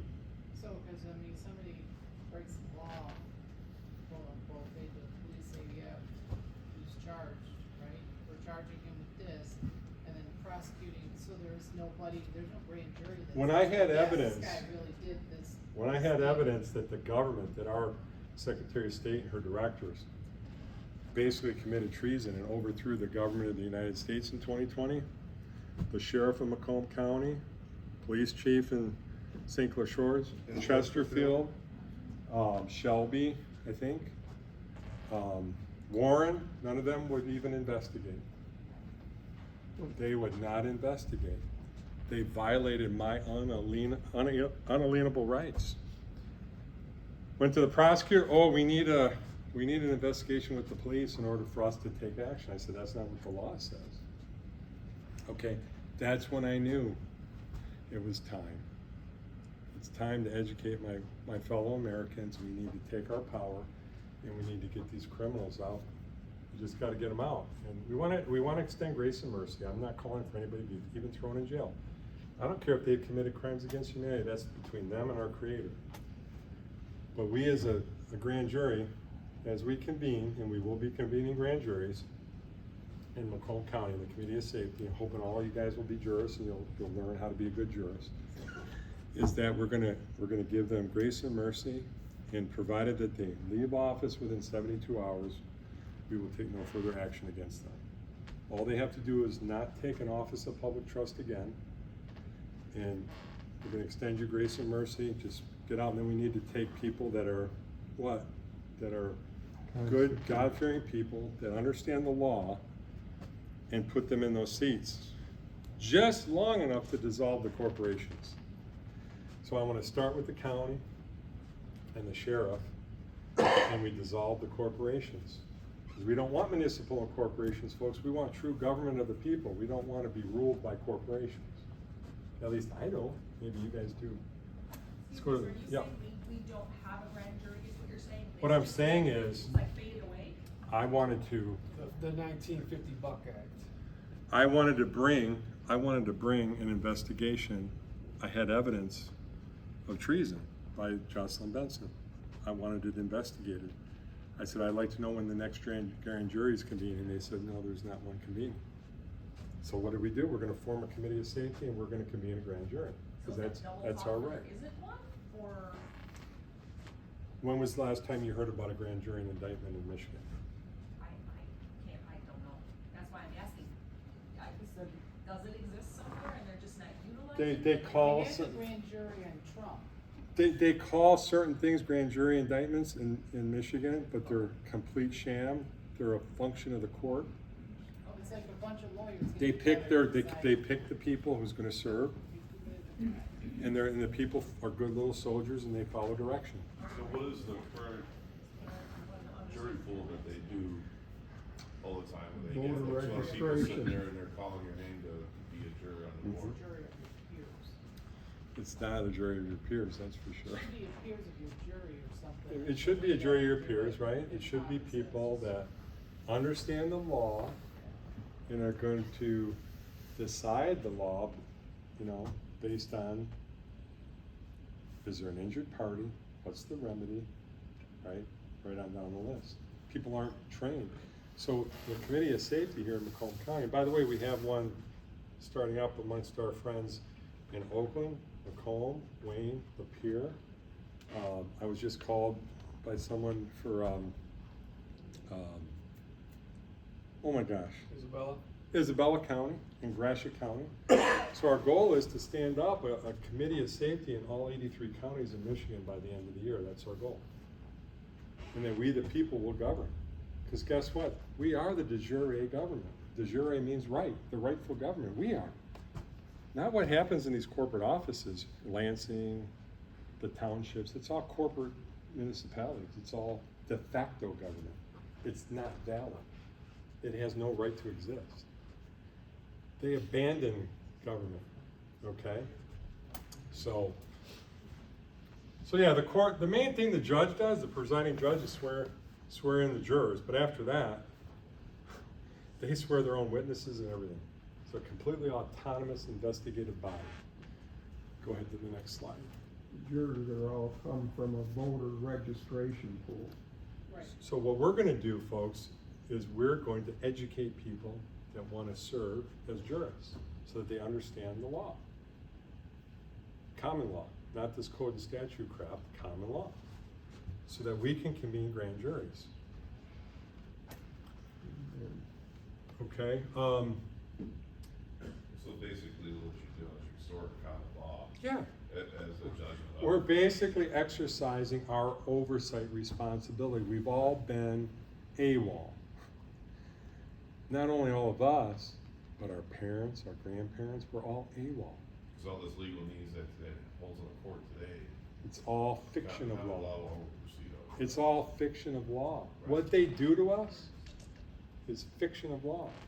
The grand Because we jury allow it. can, in essence, Because we're neuter the infants. judge. Mhm. Yeah. Do you know who's the chief law enforcement officer? Who's the chief law enforcement officer in Macomb County? Ah, at the state, you're right, it's the Secretary of State. Did you guys know that? Yeah. The chief law enforcement officer of the state of Michigan Corporation is not the Attorney General. It's not the governor. It's the Secretary of State. Why? Because the Secretary of State controls commerce.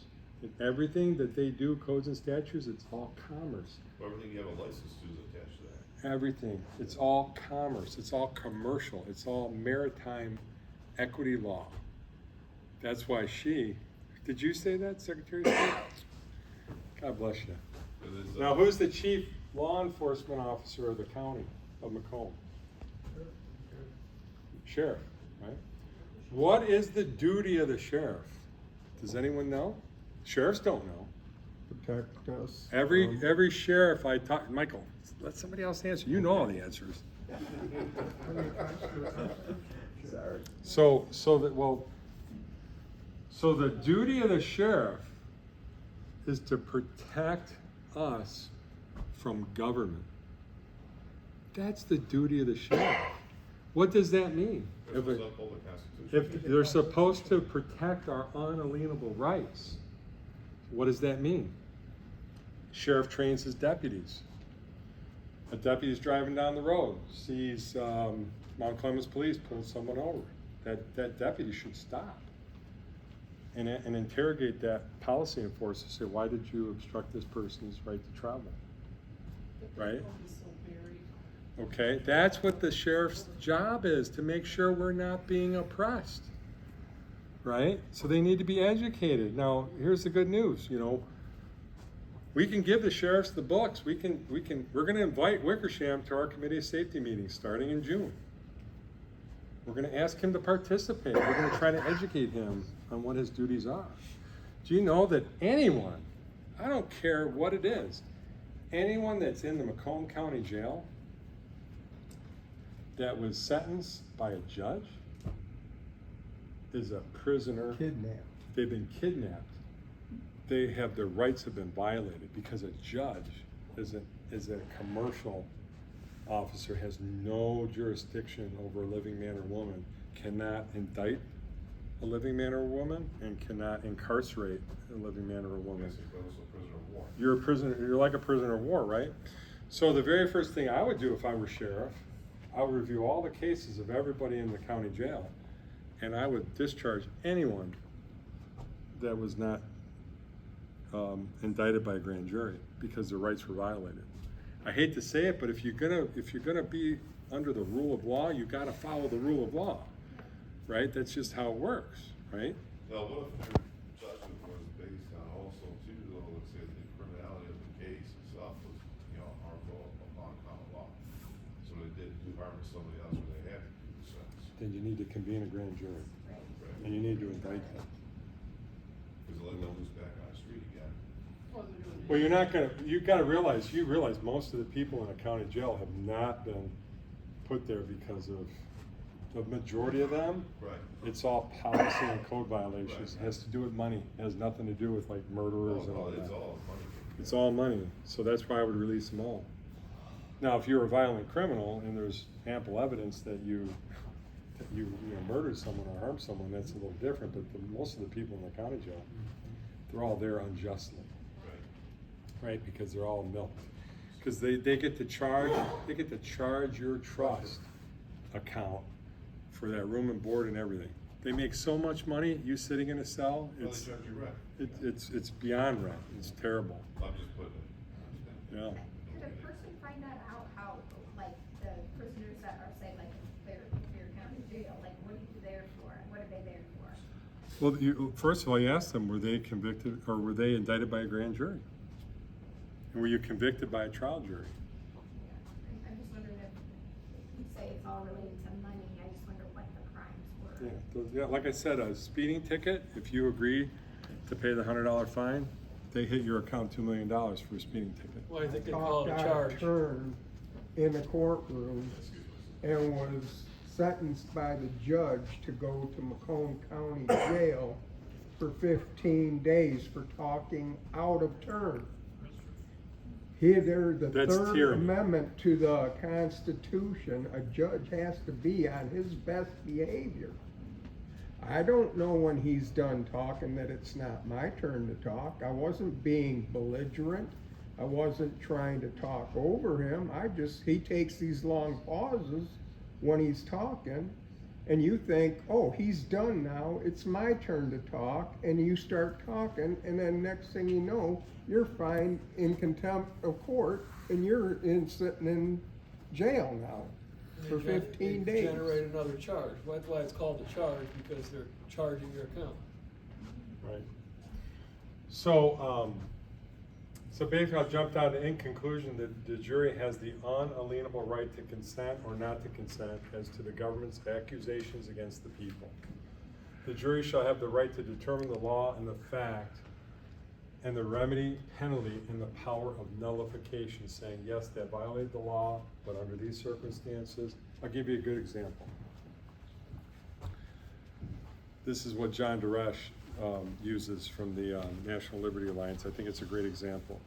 A young mother, young single mother, works hard, works a lot of hours. She has a day off. She's going to take her toddler to go spend time with at her mom's house, right? The three of them to spend time together. She gets a call from her boss saying, hey, I never got that report from you. I needed that this morning. She says, oh my goodness, I'm so sorry. I forgot. I thought I gave it to you yesterday. I'll stop by the office on my way to my mom's. So the mother stops at the office, goes inside, locks the car. I'm only going to be a few minutes. Ends up giving the report to her boss, but then one of her coworkers says, oh, you know, I really was hoping you were going to get this done. Can you get this done for me real quick? And before you know it, she's sucked in. 4 hours go by. She says, oh my goodness, my baby's in the car. She goes outside. It's a 90-degree day. Her baby's dead. Okay? Did she commit a crime?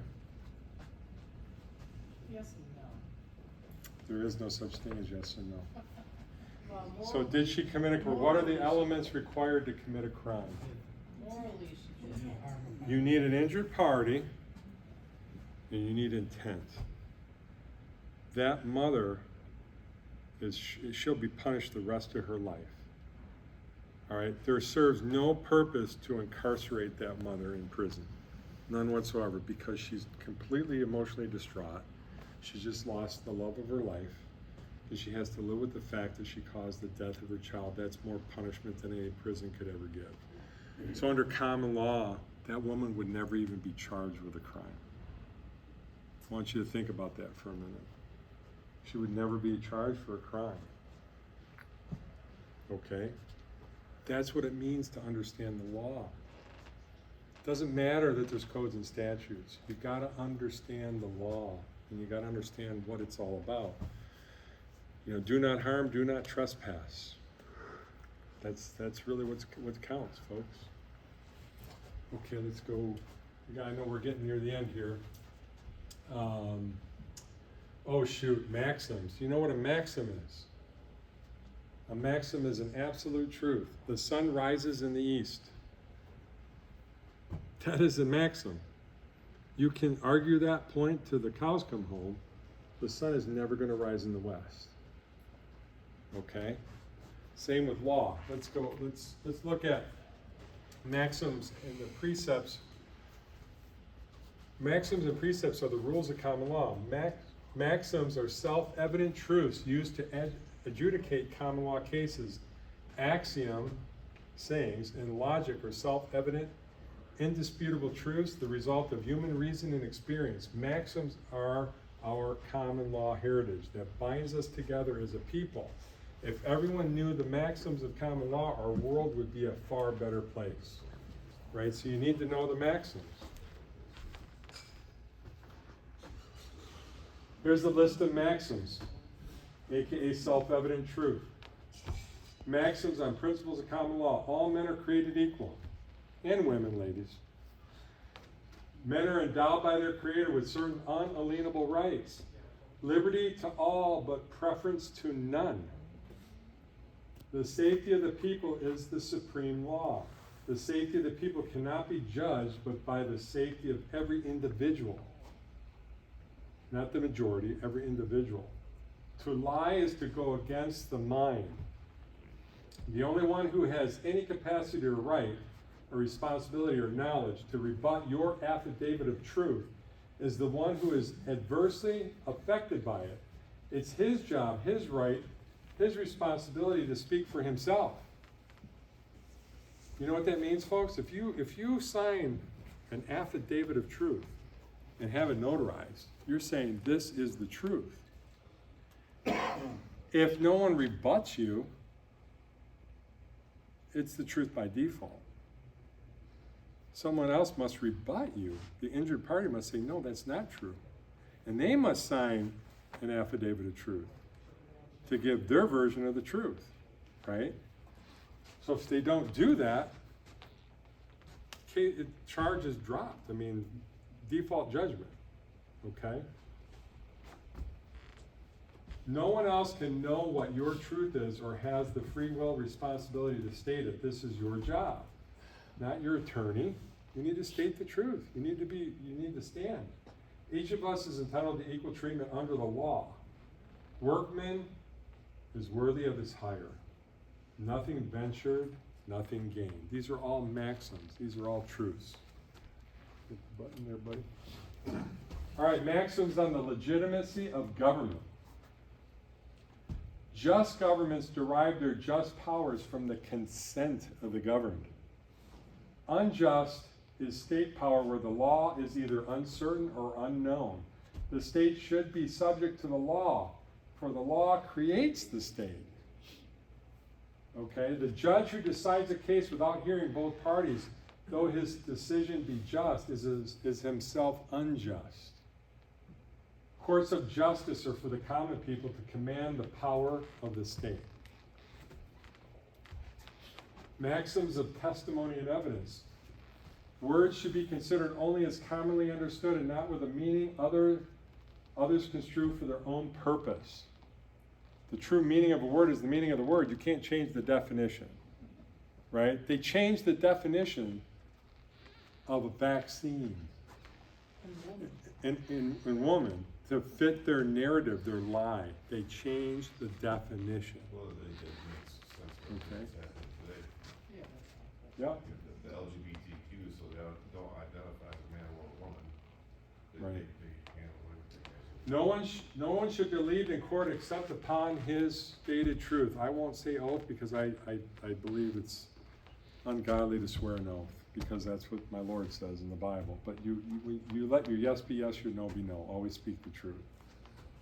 Court should not believe water runs upward of its own accord, nor that impossibilities exist.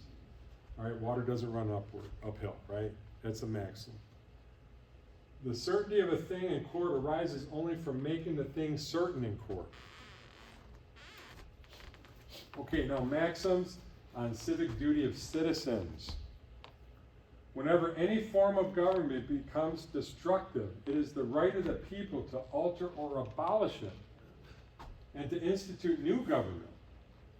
Each should use his own powers and property so as not to unjustly injure others. That's our civic responsibility.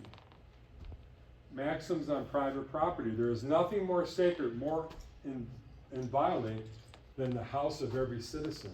Every home is a castle, though the winds of heaven blow through it, officers of the state cannot enter. Title is the right to enjoy possession of that which is our own. Maxims on unalienable rights. The Bill of Rights is a list of self-evident truths. None has a greater claim to live free. No one should be required to betray himself, i.e., no one should be made to testify against himself. The right of the people to keep and bear arms is necessary for the security of a free state. Everyone should be presumed innocent until his guilt is established beyond a reasonable doubt. Hung juries are completely a violation of our rights, of the defendant's rights. If one juror says acquit, you must acquit. That's the law. So every judge that declares a mistrial is treasonous. They violated the unalienable rights of that defendant. That's what beyond a reasonable doubt means. So is a warrant another form of trespass? Yes. In a sense, I think it is. I think you're right. So, What about the grand jury authorizing a warrant? well, let's take it one step at a time. Yeah, that's already purple. Well, under the current law statute, sanctions and codes, they push a warrant to enter your desk, right? Which is your own private free state. Right. So if they put a warrant towards that, you violated that trespass. Yep. But it's just like if we try to tell people now that the Constitution is void, that we are, that we're under the Articles of Confederation void. There's certain battles we just can't fight right now. So, liberty to all, but preference to none. None is entitled to any privilege denied to others. Absolutely none. End of story. What a privilege extended to one must be extended to all. It is against justness for freemen not to have the free disposal of their own property. No king, no priest, no celebrity, no judge, not any person has any greater right to walk free than any carpenter, plumber, or law-abiding skilled minstrel. Maxims of crime and punishment. He who acts in pure defense of his own life or limb is justified, period. Crimes are more effectually prevented by the certainty than by the severity of punishment. Perjured witnesses should be punished for perjury and for the crimes they falsely accuse against others. Perjury runs rampant right now in our government. They're all perjuring themselves. Let's go to the next one. We're almost done. Is that it? Okay, cool. So we're gonna call I don't know if it's it the there. last one. But it's time. I'm on the next one. Yeah. Okay, cool.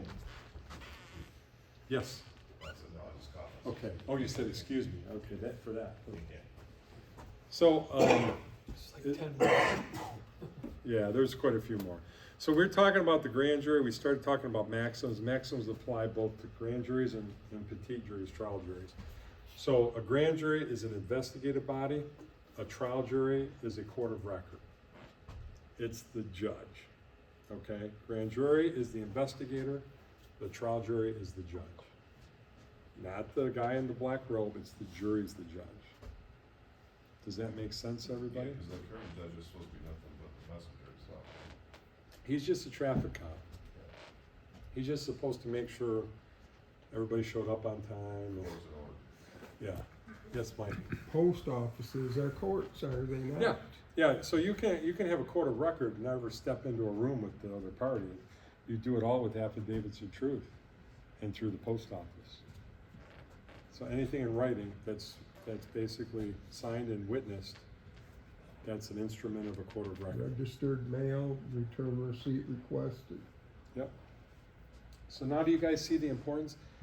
I hope some, or all of you, but at least some realize that there is a light at the end of the tunnel and it's not a train coming at us, okay? We can peacefully take back our liberty. and we can extend grace. And this is, I am often ridiculed by people because I talk about mercy and I talk about grace, because that's my faith, right? My King, Almighty, He's merciful. He's merciful. He's letting this sinner come unto his kingdom. And I've been taught a prayer out of the Bible, the Lord's Prayer, since I was a young child. And I think many of us can recite it by memory, right? And a key element of that, forgive us our trespasses as we forgive those that trespass against us. We'll say those words and then we'll call for people to be hung for treason, right? So when Christ said, you know, with the new covenant, when he ushered in the new covenant, love God with all your heart above all, love your neighbor as yourself, and love your enemies. I mean, that's a command by God. The old covenant is over. We have entered the new covenant. America can be that shining light on the hill again. It truly can. We need to stand in honor. And we need to, and a creditor, I tell people all the time, we have to be willing to stand for other people and take the slings and arrows. You know, we have to be willing to do that as creditors. To be a creditor is a very powerful thing, right? You stand in honor and you defend the people that can't defend themselves. And that includes taking a charge that someone else earned, but paying their charge because it's the right thing to do. You know, when Jesus stepped in front of the woman that was going to get stoned by the angry mob, he stepped in front of that woman. That was symbolic. He put himself in harm's way. Said, let he who has no sin cast the first stone, right? So we have to be willing to extend grace and mercy. So where is there more likelihood that the criminals will leave government? If we're pounding the drum that they all need to go to prison for the rest of their lives, or they all need to be hung as traitors, you give them no option. But now, if the grand jury in Macomb County indicts a slew of people in Macomb County, in government, and our remedy is, if you leave within 3 days and never take another office of public trust, your crime will be considered remedied by the people. Do you think there might be a chance some of these people will just go away and say, I'm going to take my get out of jail free card and I'm going to get the heck out of Dodge because these people figured it out, right? So I want everybody to think about that. Because I always get the question, well, how are we going to enforce this? So big deal, we have a grand jury. We indict everybody. You know, how are we going to enforce it? Well, our founders thought of that too. That's the Second Amendment. And everybody thinks they always go right to the right to bear arms, right? No, the primary purpose of the Second Amendment is the militia. And today, under federal code and statute, they have named the National Guard of every state as the quote-unquote militia of the state. So we take our indictments and we present them to the offending public servants. If they do not leave office, as the remedy suggests, I will personally take those indictments to the commander of Camp Grayling, and I will tell that commander, you swore an oath to uphold and defend the Constitution and the people. Do your duty. The system has fallen into pure tyranny. Our unalienable rights are being violated every day. Do your duty. So but I think a lot of people will leave if we peacefully indict them. Now, one more quick thing. You notice in the Supreme Court rulings, they said it must be either a grand jury presentment or indictment. Does anyone know the difference? So a presentment would be next Wednesday, the Macomb County Committee of Safety is convening, and someone brings to an attention that, hey, we think there's some really bad things going on over here in this government office, Township XYZ. They're tyrannical. They're violating rights. So the grand jury can choose to investigate, right? If they determine there's evidence of a crime, they issue what's called a presentment. Because you only have an indictment if a prosecutor or a sheriff convenes the grand jury, says, we're bringing you evidence, are you gonna indict or acquit? Or not indict? I guess acquit is more the trial jury. So that's the difference. So we don't even need a sheriff to convene a grand jury and to file a presentment. A presentment and an indictment have equal power. It's just who initiated it. Did the people initiate the investigation, or did a sheriff or prosecutor initiate the investigation? Does that make sense? Yeah. So even if we have a corrupt, tyrannical sheriff, okay, we can convene our own grand jury and we can indict, or we can file a presentment against that sheriff and tell him, him or her, he needs to leave office because he's violated our rights. He's committed treason. One other thing, just a quick little snippet. The power of the Committee of Safety, okay? So in the late 1600s, there was a governor in New York, and he kind of had control of the militia, okay? And he was a tyrant. You gotta remember, this is like 1690, 95, whatever. We're still part of England, right? We're still under the rule of the king. However, because of common law, English common law, people have rights, okay? Even if they have a king, it doesn't matter. So what the people did was they formed a committee of safety in New York. They conducted a grand jury investigation. They indicted that governor. He went to prison for 2 years. All right? When he got out of prison, he got out of Dodge. He went on a ship and went back to England and never came back. That's the power of the Committee of Safety. We are the government, folks. We got to remember that. We have responsibility, right, to self-govern, to keep these people from becoming criminals and keeping the criminals out. Because a lot of people have good intentions. A lot of people have good intentions, and then they get in there and they get lured into the corruption for the money and the power. They fall under the spell. When's the last time common law actually took place? I don't know. In Michigan, I have no idea. Or even in the United States, period? I mean, it's been down. No, there are common law actions done every day. Like I've done common law notices. Right. You know. But I mean, as a whole, as the common law of the land, you know, when's the last time it's actually the whole itself? It really doesn't matter because from this day forward, it will. Yeah, right. And just like, you know, how long has it been? It's been a long time. It's been a very long time. They basically, Since yeah, 16 Martin. Okay, we're gonna put together this committee. Mm-hmm. How do you get on it? By the way, we have. Right? So the Macomb County Committee of Safety convened our forming meeting today at 6:30. So we approved, there are 6 members right now. 5 of the 6 were here. We had a meeting. We voted and approved a charter, and we voted and approved a forming resolution. So now we will go through the process of filing those documents and presenting them to the county. I believe Martin's question was, how do I become a member of the committee? No, You can't, you got it all filled up. No, we had no. 6 people, we No, need no. 600, we need 6,000. Oh, But he's 60 I mean, think he's about 60 this, million. the people, we're all equal, right? And so, you can't. Anyways, to answer Martin's question, yes, sir. everybody signed in, put their names and phone numbers and email addresses up there.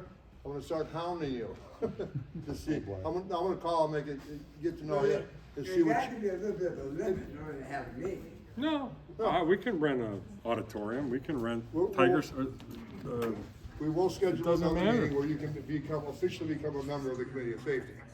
And then it's a very simple process. So Yeah. there are 2 declarations. You sign a declaration of independence.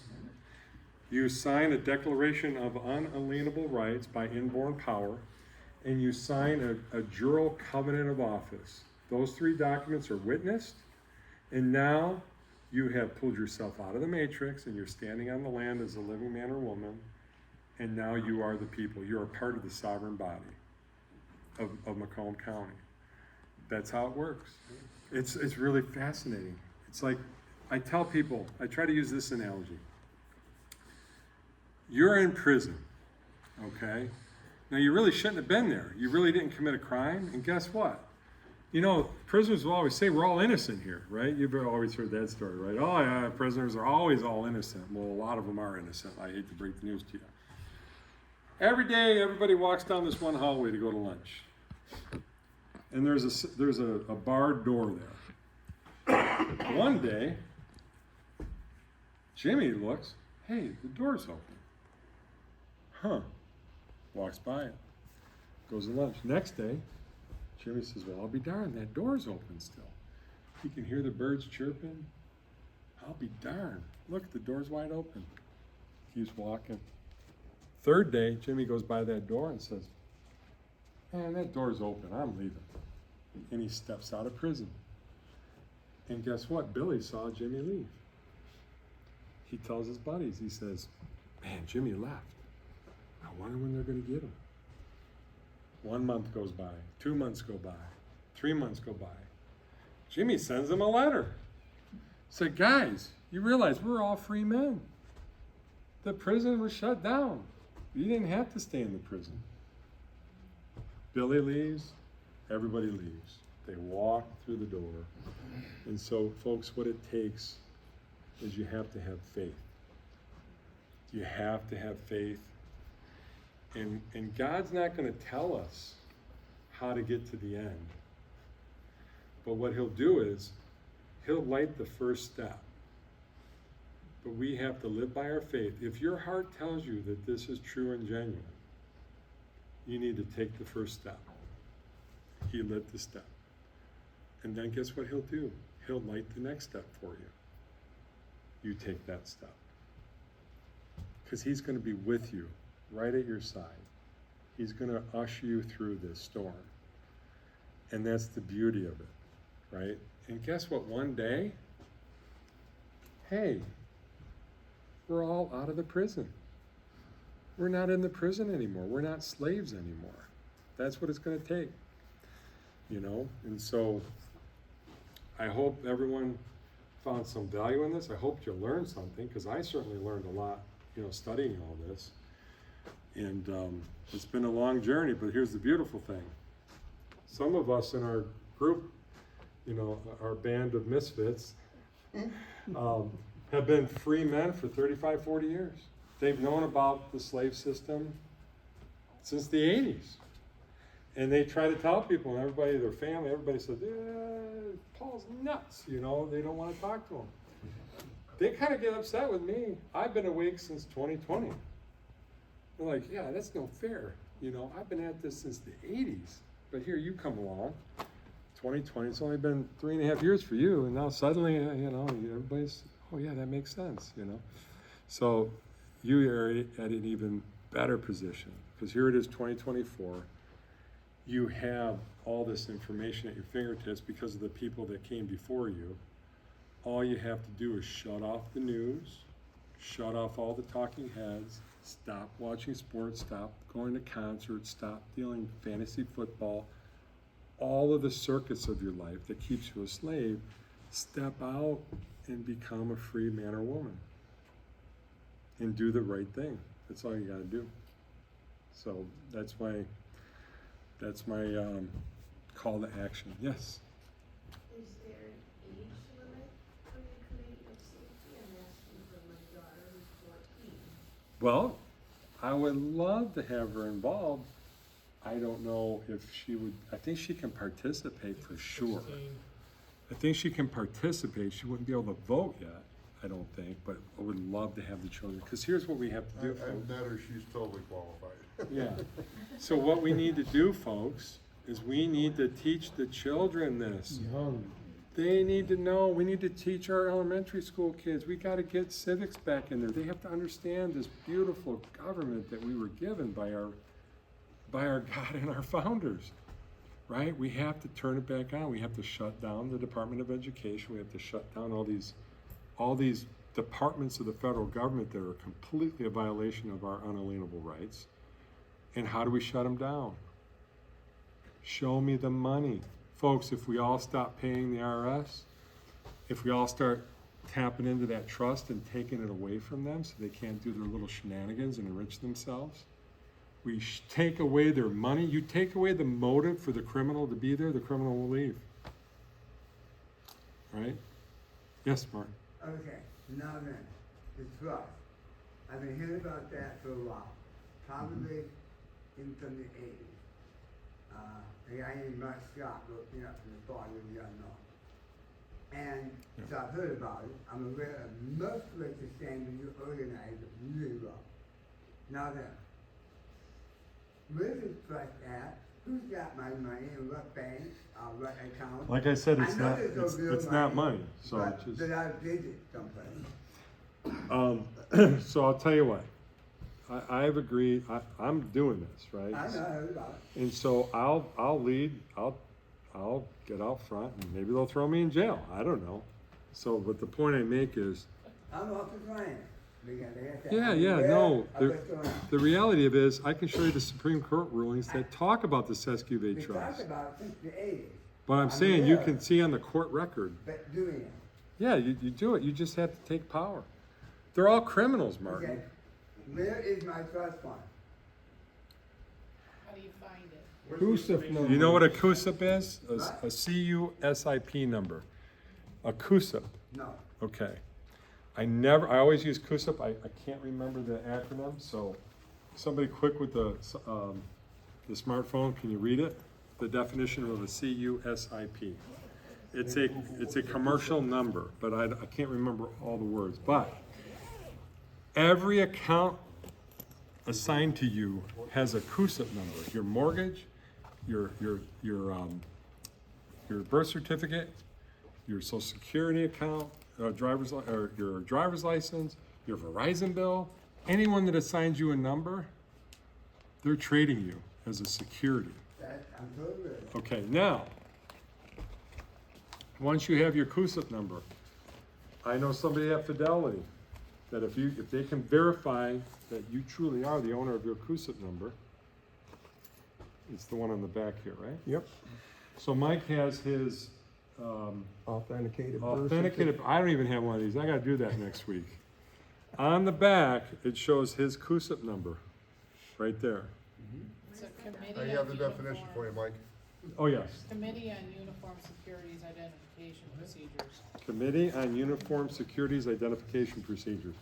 Under the Securities and Exchange Act,